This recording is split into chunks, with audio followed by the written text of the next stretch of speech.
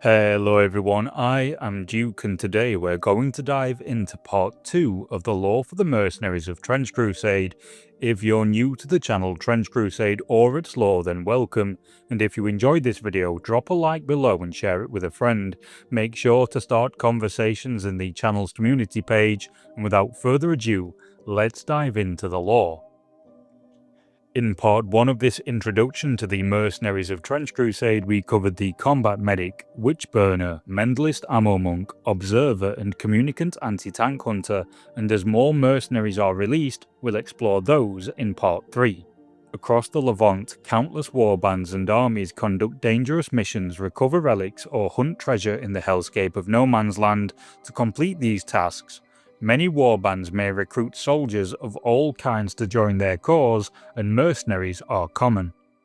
Mercenaries, whether gifted by patrons, dispatched by central command or holy orders, or won over with golden relics, are powerful assets in no man's land. Faithful nations and god-sworn soldiers can call upon elite warriors to battle demons of the court or heretic constructs. For the heretic legions or demons of the court, though, there are powerful creatures at their disposal. Some of these are constructs of infernal design, where others are empowered mortals capable of wreaking havoc in the field. One of the most foul creatures available for hire to heretic legions and the court warbands are the Sin Eaters. These monstrous beings were once mortal, and their incredible gluttony and hunger for human flesh tainted by sin even impresses Beelzebub, whose hatred for mortals is well known. The Sin Eaters begin as a normal man or woman, but somewhere along the way they begin to develop a hunger for human flesh tainted by sin. As they engorge themselves on the remains of sinners, they grow in size until they are swollen to gigantic proportions. Their skin is always stretched to the point of bursting, and this transformation often occurs due to their proximity to the Hellgate, its corrupting influence mutating their flesh to better mirror the foul darkness within them. The Sin Eaters are many times stronger than the mortal they once were. Carrying a huge two-handed maul, they tenderize their opponents before devouring them whole. With these things in mind, it is easy to see why these are some of the only mortals who have gained the favour of the Lord of the Flies, and are the only mercenaries who can be seen in Black Grail warbands.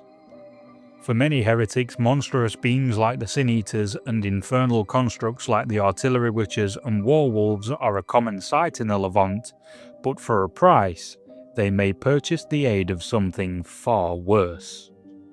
Crafted in the death factories of Hell's Third Circle, built from the designs of Mammon himself, the Goetic Warlocks are horrendous creatures for sale to the highest bidder.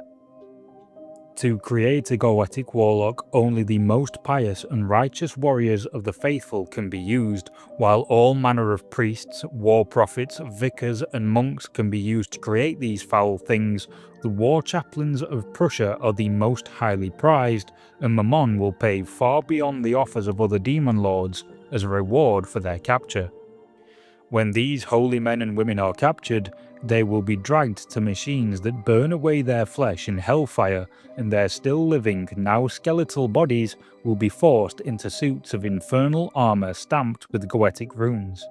This torturous process is so agonizing that it is designed to break the holy warrior's will and make them consent to a demonic pact to end the pain.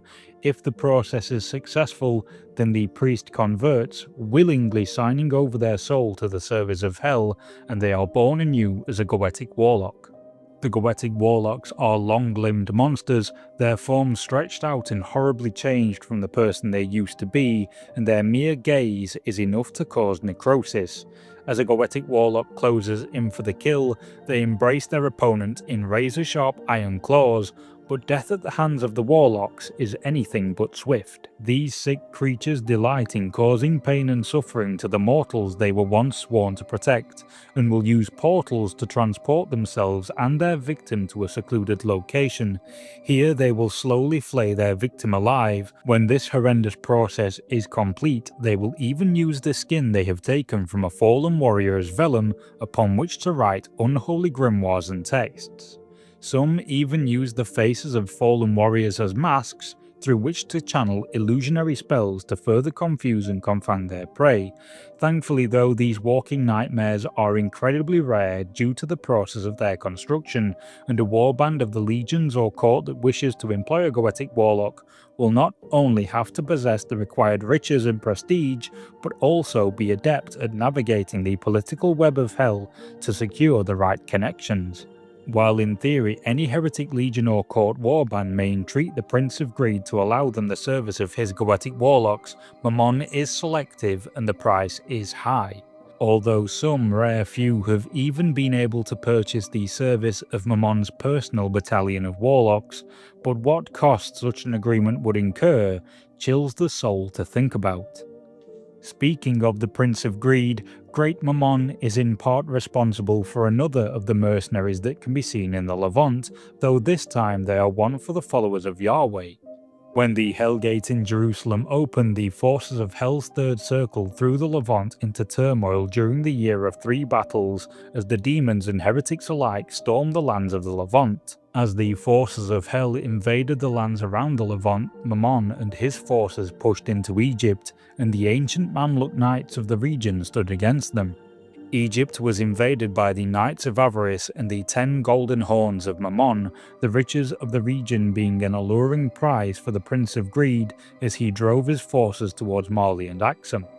The Mamluk orders fiercely defended their homes, but in the early days of the Great War they found themselves losing ground to the forces of Hell and were eventually pushed underground.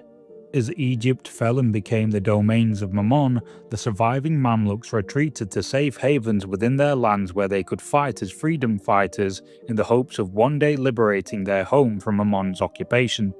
As elite and highly trained warriors, the Mamluks passed down their skills and teachings through generations of soldiers, and the Mamluk orders lived on, now hidden within the lands of their ancestors, continuing the fight to liberate the lands they once ruled over.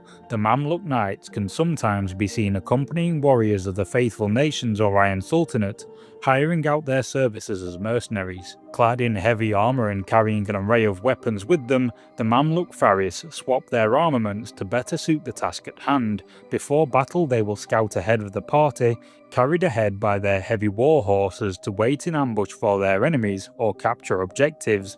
Often operating as sworn swords, the Mamluk is honour bound to a warrior of the warband they serve and will charge into battle alongside them. In practice, this mirrors the fireteam tactics used by the forces of New Antioch, and with the Mamluk fighting in tandem with another warrior of the warband, they become a lethal team against any enemy they engage with. But whatever the missions the warbands of TrenchCrusade embark on, all of them would benefit from any of the warriors discussed in today's introduction. From the deranged gluttons to monstrous terrors and Mamluk knights, which of these three mercenaries would you include in your warbands? Let me know in the comments below. For those of you who are fans of the Scripture Guardians, fear not, they will be included in part 3 of this video series as more mercenaries are released for the game. If you'd like to continue your journey into the lore of TrenchCrusade, then you can click the video link to your left to discover part 1 of this video. Alternatively, to discover more lore for games like TrenchCrusade, 1490 Doom or Conflict 47, click the video link to your right. For discounts on your hobby supplies, check out my affiliate links in the video description, and with that, I'll say thank you for watching and I'll see you all soon.